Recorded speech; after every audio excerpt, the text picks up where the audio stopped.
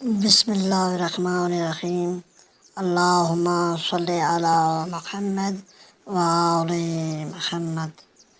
آج کا ہمارا سبق ہے مسئلہ نمبر 71 اور 72۔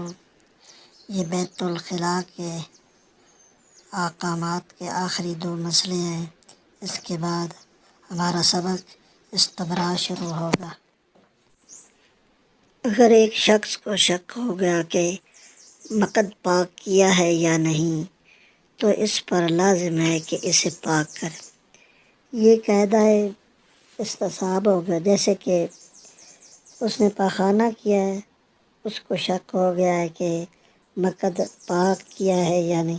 اس کا مطلب جب پاخانہ کیا تو وہ نجاست تو ہے نا، وہاں پر نجاست پر یقین ہے، تو آپ نے قاعدہ کلیہ استصحاب کے مطابق آپ نے یقین پر دلالت رکھتے ہوئے آپ نے اس کو نجس سمجھنا ہے اور اس کو دوبارہ پاک کرنا ہے۔ گرچہ پیشاب یا پاخانہ کرنے کے بعد وہ ہمیشہ متعلقہ مقام کو فوراً پاک، بے شک وہ ہر وقت پاک کرتا ہے، یہ کام صحیح کرتا ہے، لیکن ابھی اس کو شک پڑ گیا ہے تو شک کی بنا پر اس کو پاک کرے گا، کیونکہ نجاست کا اس کو یقین ہے۔ ہاں، اگر یہ ہوتا کہ پہلے پاک ہے، اب اسے شک پڑ گیا ہے کہ وہ پاک ہے یا نجس ہوگی، تو پھر وہ پاک ہوتا، لیکن اس نے پاخانہ کیا ہے تو نجاست پر یقین ہے۔ تو اس حساب کے مطابق ہمیں کیا کرنا ہے، یقین کو کھینچ کے لے آنا۔ یقین ہمارا کیا ہے، نجس ہے، تو وہ نجس ہی ہوگا، اس کو دوبارہ پاک کرے گا۔ آگے مسئلہ نمبر 72۔ اگر کسی شخص کو نماز کے بعد شک گزرے کہ نماز سے پہلے پیشاب یا پاخانے کا مخرج پاک کیا تھا یا نہیں۔ اچھا، یہ قاعدہ ادھر تبدیل ہو گیا ہے، ادھر قاعدہ جو ہے نا وہ قاعدہ استعمال ہوگا ہے فراغ کا۔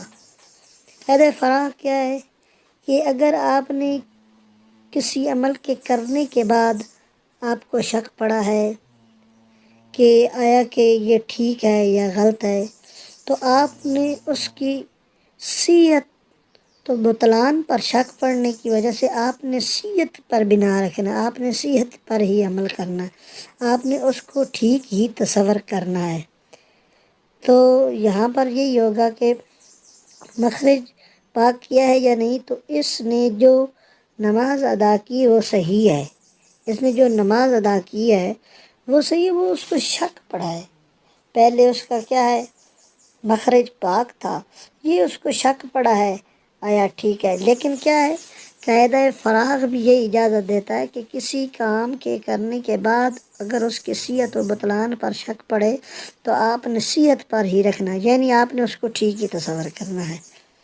اور آگے کیا کہتے ہیں، لیکن آئندہ نمازوں کے لیے اس متعلقہ مقام کو پاک کرنا، یہ قاعدہ شرط آ گیا کہ ابھی مشروط میں داخل ہونے سے پہلے اس کی شرط پر عمل کیا جائے۔ خداوند متعال میں فقہ اہل بیت کو سمجھنے کی توفیق فرمائے۔ اللہم صلی علی محمد و آل محمد۔